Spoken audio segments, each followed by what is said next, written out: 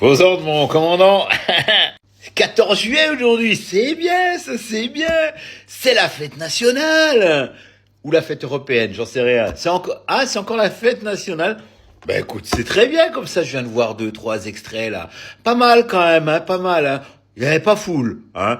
Faut dire que vous avez demandé quand même des QR codes pour avoir le droit de venir. Ouais. Et il y a des gens qui se sont vus refuser le QR code.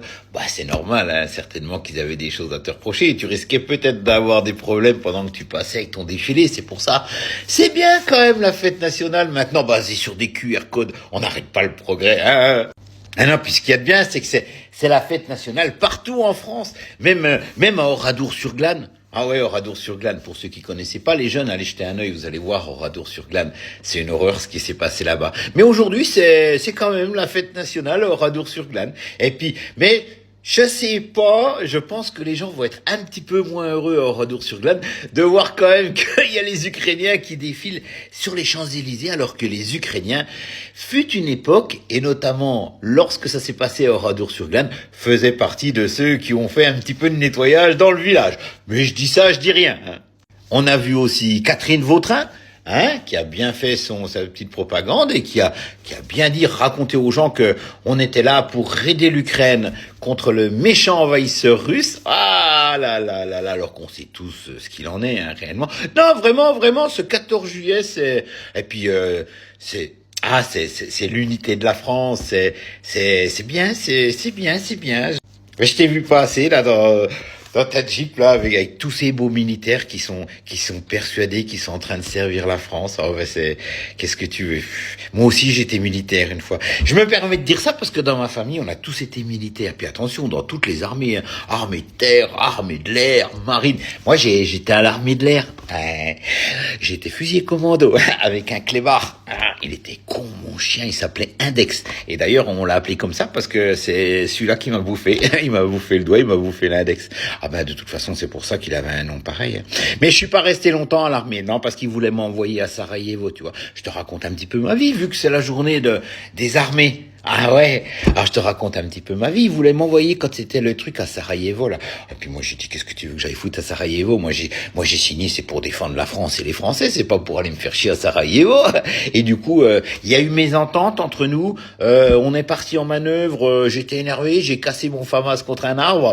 Oui, ça m'a valu un peu de prison. Ça, mon chef, il était pas content. Et puis après ça, je lui ai dit d'aller se faire enculer. Ouais, j'ai dit Major, allez vous faire foutre. Et là il m'a cassé les dents. Il m'a cassé la gueule. Il m'a démonté le portrait, putain. Ils sont susceptibles. Moi, j'ai commencé à la BA 102 à Dijon. Ah, c'est là-bas que j'ai appris que les sergents, en fait, putain, ils ont vraiment rien dans le crâne.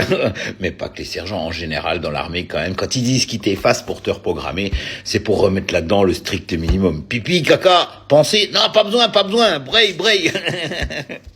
Ah ouais, parce que les militaires, s'ils étaient vraiment fiers de porter leur uniforme et s'ils étaient vraiment fiers de leur engagement, eh ben là, le 14 juillet, je pense qu'ils défileraient pour autre chose, tu vois. Par exemple, on pourrait défiler pour la mise en tôle d'Emmanuel Macron. Ouais, ça serait bien, tu vois, ça serait logique, tu vois. Parce que quand j'ai entendu la Marseillaise, il parlait des méchants qui sont là pour tuer les gens et tout, machin. Bah, les méchants, vous savez ce que c'est, les ennemis, hein. Les ennemis, c'est, voilà, il est là, il est dedans, il est à l'intérieur, hein.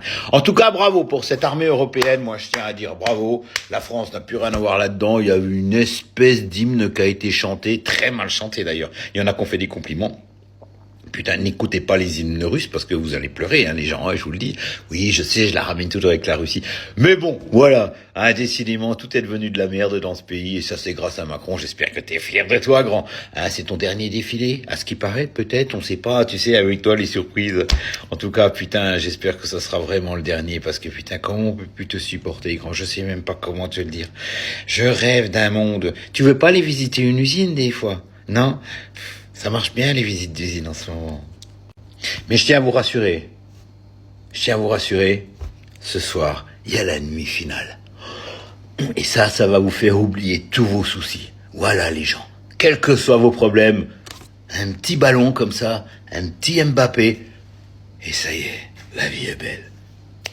Faut pas grand chose pour être heureux. Ah, je vous envierais presque.